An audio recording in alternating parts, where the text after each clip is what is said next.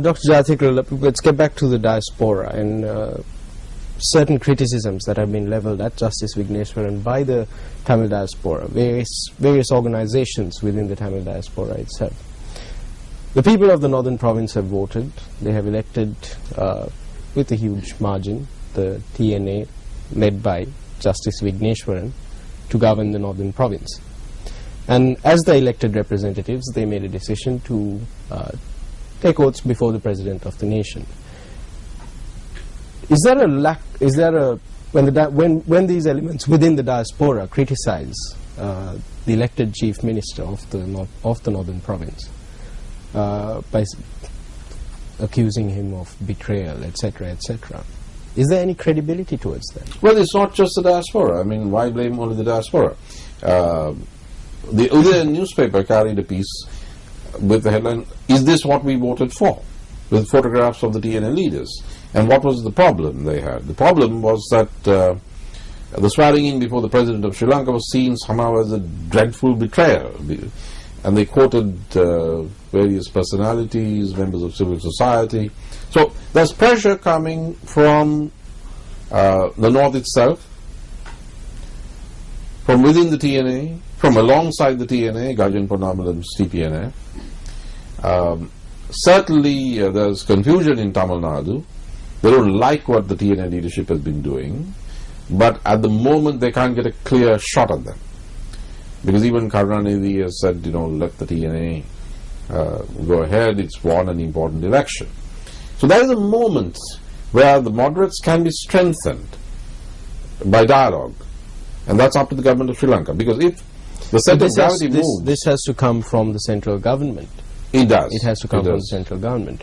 But one could also argue that there are elements within the government, very vocal elements within the government, with fairly large support bases. They're able to mobilize processions at will. There are elements within the government that would desire the outcome, the opposite of the outcome that you're talking about. Well, yes, I don't know whether they have large support bases, but I was struck by those on both sides who weren't at the occasion, who didn't partake of breakfast. And there were significant personalities on either side. So there are critics, potential spoilers. But I don't know about the large support base, because the JHU and the NFF, Vimal Veeravans's party, did very badly at the provincial council election. They couldn't get a single guy whom they nominated elected by the people.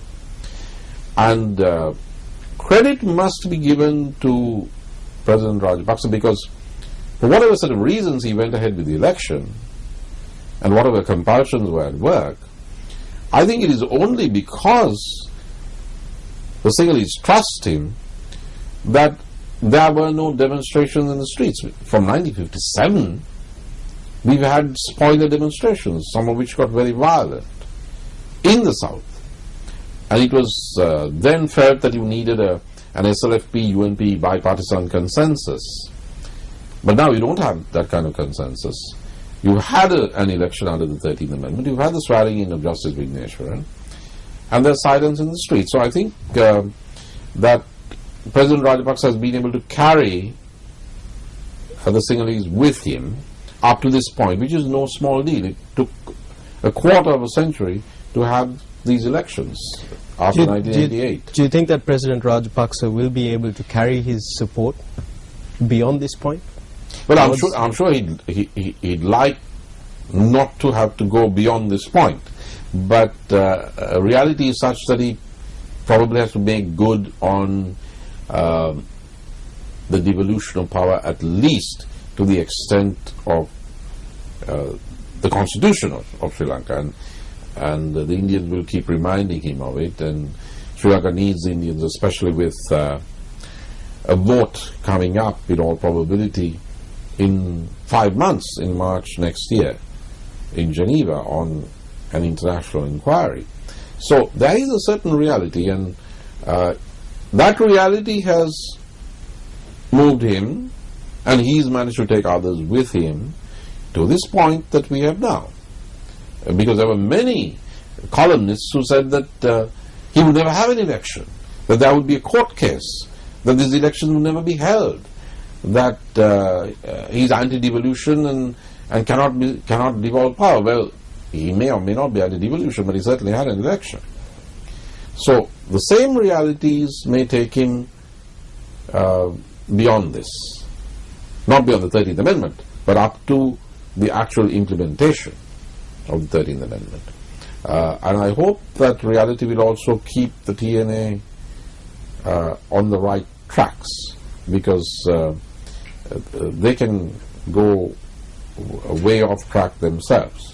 Dr. Jayatilleka, you mentioned Geneva and of course keeping the TNA on the right tracks. Now, at the last session in Geneva, the TNA actually supported the resolution on Sri Lanka, the US-sponsored resolution on Sri Lanka. Do you think that between now and March, if the government were able to engage in constructive dialogue with the Northern Provincial Council and the Tamil National Alliance, that they may be able to change the stance of the TNA come March? Well, I think they should try, and I think it will be possible to soften the stance of the TNA. The TNA too should be mindful that you can't be a stakeholder and then argue for cheer, say hurrah for something that is seen by the majority of the country as anti an infringement of sovereignty. Absolutely. So they're going to have to work that one out themselves. Their track record has been one of cheerleading the Darusman report and criticizing the LLRC report all at the wrong time. So they have to work out whether they are in or they are out.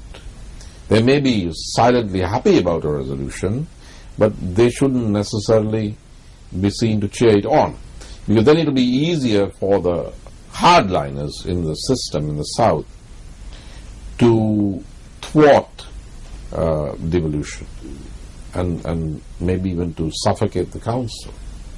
Dr. Jayatilleka, I'd like to move on to the next topic, which is the Commonwealth Heads of Government meeting, which is coming up this November. So that's also a very important juncture, very important incident in this calendar year for Sri Lanka. We've had Canada announcing that, well, it's not boycotting the CHOGM, because there will be Canadian representation at the Business Forum and at the actual Heads of Government meeting as well, but it won't be at the highest level.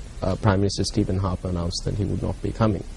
The Minister of External Affairs, Professor Peiris, was critical of this. He said that Canada is completely isolated in this matter, in the Commonwealth. Is that true? Is Canada completely isolated in this? Well, it's completely isolated, not in the criticisms it is making of Sri Lanka. I think those criticisms do resonate, perhaps not widely, but among some first world members of the Commonwealth. But it is isolated in its boycott. And this is not the first issue on which Canada has been isolated. I've had the privilege of serving in two UN organizations, one in Geneva, the Human Rights Council, and the other more recently as RPR to UNESCO. And in both places, separated by a period of a few years, I've seen the Canadians isolated. They've gone out on a limb. In Geneva, they've been the only ones to oppose what is known as the institutional building package, that is almost a constitution that the Human Rights Council gave itself. The Canadians were opposed to it. They went against a very popular, respected chairperson, Luis Alfonso de Alba, the ambassador of Mexico.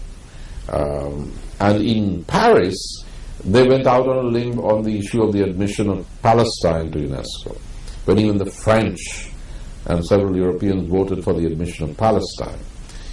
So Sri Lanka is not the only issue on which this government has been out on a limb. What are the motivations for the Canadian government to take such a stance, a hardline stance that even traditional Canadian allies have decided not to support? Well, as I said, it's not purely about Sri Lanka. Yeah. Canada, the present government is a kind of a leftover of the Bush administration. So it's got the same strident neoconservatism that is completely out of date, certainly in the United States. This is an ideological reason. It's dogmatism. It's a certain arrogance that is now out of date. The second is, of course, the votes, and that's out in the open. The NDP and the Liberals, the Canadian opposition, have already accused the Canadian Prime Minister of wanting to pick up Tamil votes through this boycott of the Sri Lankan summit. Now, even if one agreed with everything that he has to say about Sri Lanka, he should have said it here. The boycott shows a certain degree of misplaced arrogance. I don't think it's going to help Canada. Now, the Canadian Prime Minister Stephen Harper, of course, announced his boycott on the sidelines of APEC in Bali, Indonesia. At the same summit, the new Australian Prime Minister, Mr. Tony Abbott, announced that he would be coming to Fort Chogum, that he will be here in his capacity as the Australian Prime Minister, and that he would engage in constructive deliberations. That was the phrase he used. Now, he didn't elaborate on what these constructive deliberations are. But what do you think he meant? Was he referring to broader Commonwealth-related issues or constructive deliberations on matters in Sri Lanka itself? Well, even before he was elected, this was the line that the Labour government of Australia was taking. Australia is an Asia-Pacific power, unlike Canada, and it takes its relationship with Asia seriously. So this is one reason why it has a more moderate and modulated position of constructive engagement. The other, of course, is about the refugee outflow, the illegal, the boat people. So Australia has a vested interest in cooperating with Sri Lanka, and I think this is all to the good, because Australia has played a very constructive role. I believe that constructive engagement is far more effective in getting Sri Lanka to move along the path of reform. I mean, look at the 13th Amendment and the Provincial Council. It was the Indians and the Japanese. And that is the kind of engagement. The role of the Japanese should never be underestimated. That is what nudged the Sri Lankan government and leadership forward.